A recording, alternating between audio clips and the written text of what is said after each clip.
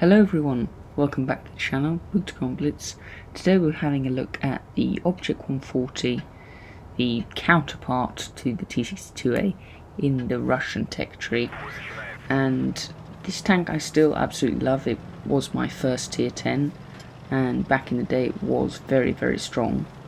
Probably overpowered I'd say, because it had a fantastic heat pen, and at that time the heat didn't do less damage than AP, and it could go through spaced armour and tracks. However, they have nerfed it since, and the turret armour of the tank is particularly weaker than previously. I still prefer the T-62A over this tank, but I will happily run it. It's still a very versatile tank, and hopefully these 3 games will show you that. It has great DPM as well. It lacks in the gun handling compared to the T-62A, and it has 5mm less penetration on its AP rounds. The frontal plate is stronger than the T-62A with an effective thickness of around 250 mils. Looking straight at the front, the lower glacis is weak at 207. However, you only need to angle it at something like 30 degrees, and the upper plate gets an effective thickness of 300mm.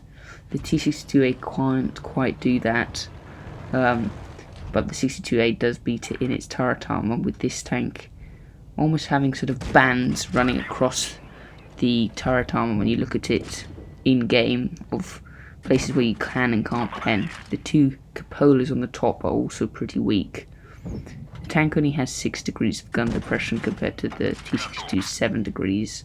And with those 6 degrees, the effective thickness of the upper plate becomes 320mm, and the effective thickness of the turret armour around 300. So if you are to load the gold on most tanks, it's going to get through absolutely no problem at all, with big TDs such as the Jagdpanzer Object 268 being able to pen even with AP.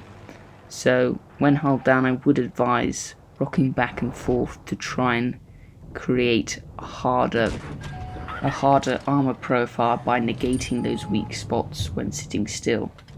In this match, it was a pretty weird match, if I'm going to be honest. We sort of sniped this entire game. I can imagine we would have probably done a better job in the 62A and probably hit a few more of the shots.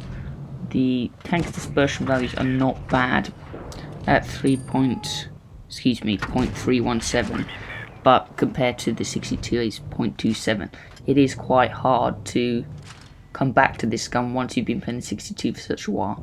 But it's by no means a bad tank.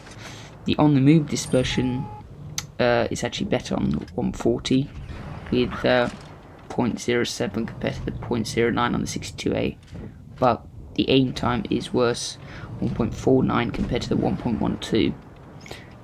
One thing it does have an advantage over is the mobility.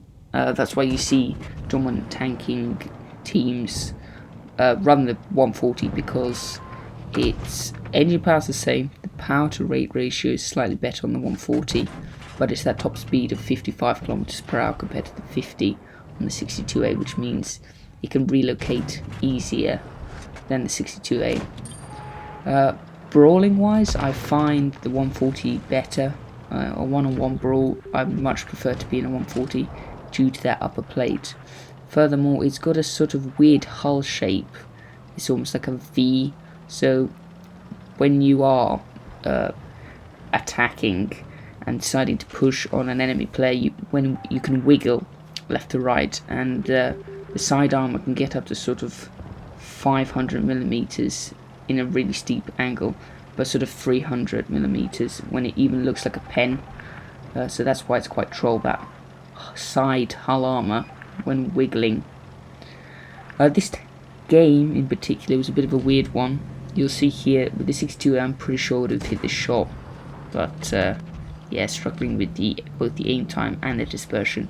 It's a bit of a weird game this. The enemy seemed to push and then basically got deleted by 3 mediums here. The Leo, it was a 54, who got absolutely smashed by that 183, and myself.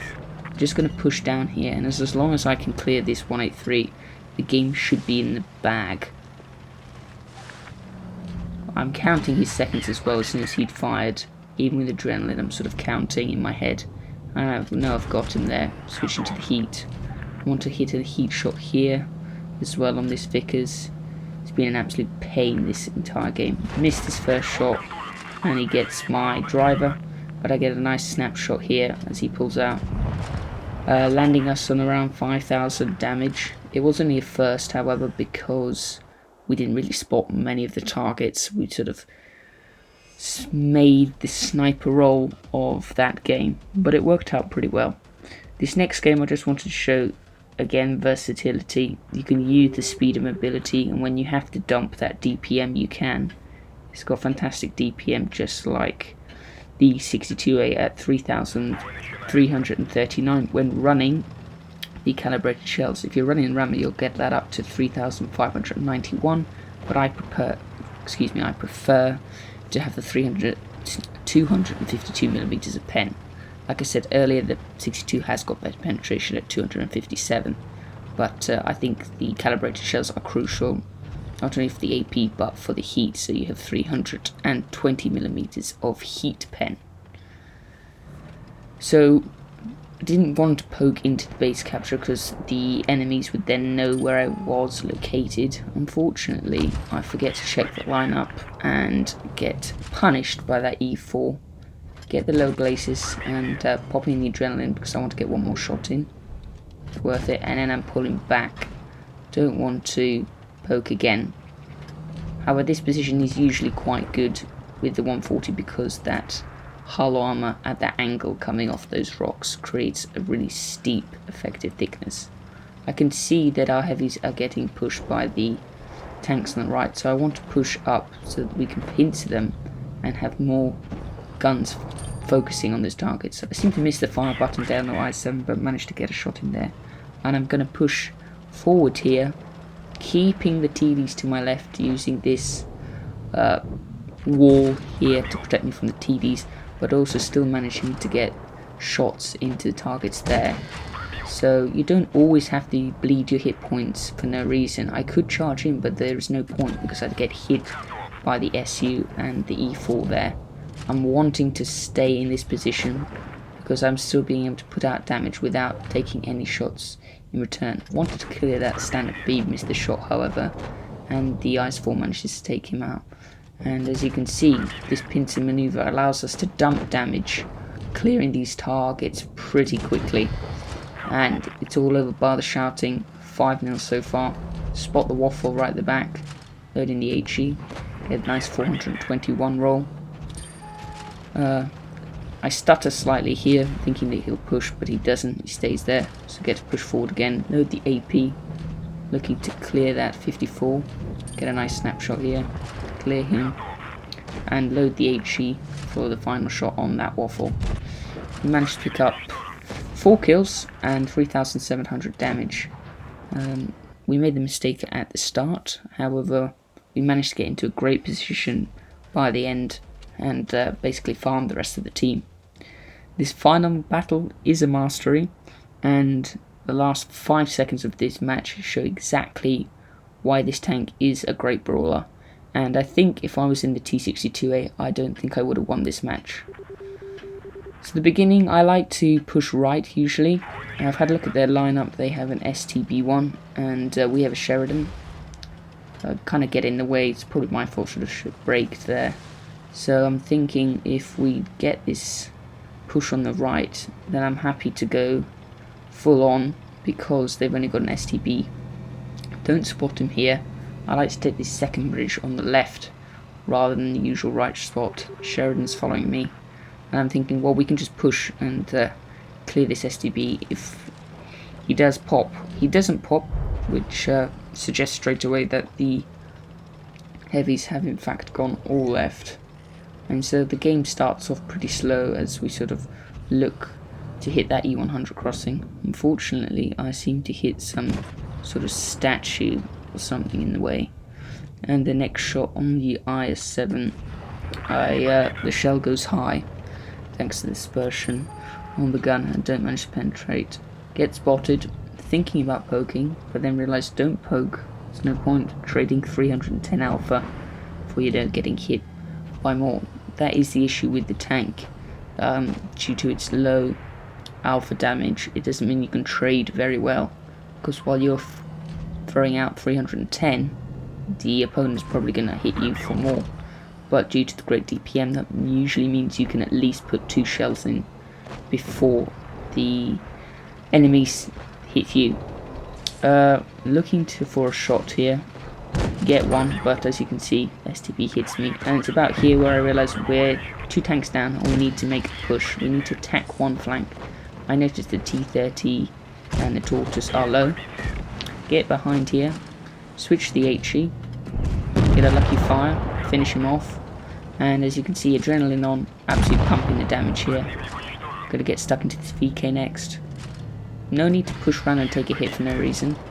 Sheridan gets hit, but we should be able to clear him. Lower plate shots on the move, and yeah, suddenly from 2-0 down, we're up 3-2, all because we decided to take on a flank. If we just waited, probably would have got just worse, to be honest. Bad driving from me here. Need to get a tank driving lesson. Go with him for the E100. Hit the lower plate. Sheridan clears him. And it looks like we should win this pretty easily. However, the Jagdpanzer gets absolutely belted by this 268 and the STB. And kudos to the STB one. He plays a really good match here as well. And one of the mistakes I personally think I make here is I should go and take out either the STB or the 268. But I'm thinking, well, we've got 3-on-2, not anymore, 2-on-2. And I'm thinking that the E75 can actually take care of this STB, but it can't really. Doesn't manage to. I'm trying to bait this 268, but really he's having none of it. Trying to show him a really aggressive sloped angle, but he's having none of it. So I'm just going to have to peek at some point. Back up here. Managed to get an AP shell in. Surprised that actually penned there. Switching to the heat to guarantee a pen. Get another shot in.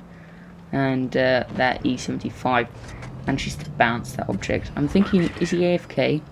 But doesn't seem to. I'm not sure what he was doing. Do take a hit, but again, great DPM. And with my front right drive wheel, I'm keeping that object from turning into me. Get one more shot in here, and backing down. Fortunately, take a hit from the STB, so I decided to push, just take another shot into him. He's got better alpha than me, so every time I hit him for 310, he's going to do 350. I'm hoping he wouldn't manage to pen me here, but he does. With the drive wheel, I have to push, get a shot in, and it's here. I'm counting his seconds. He's got around 6-second reload with the adrenaline, and I create that really big angle, which allows me to bounce his shell. And that's really what the 140 is great at, brawling, because when you create those angles, those steep angles, the effectiveness shoots up and it basically becomes an auto ricochet. 5,800, 4 kills and the mastery. Thank you very much for watching. I hope you found that review useful, and if you have any questions or any content you would like to see in the future, please post down below in the comments section. Can we also try and hit 100 subscribers? Can we do that, do you think, by the end of this month? So grab your mate, tell him to sub. Get your mum, dad, whoever, dog, cat, get them to subscribe. Let's hit this 100 subs, and we'll maybe do a giveaway and a stream at some point. Once again, thank you very much for the support. Take care, and I'll catch you in the next one. Goodbye.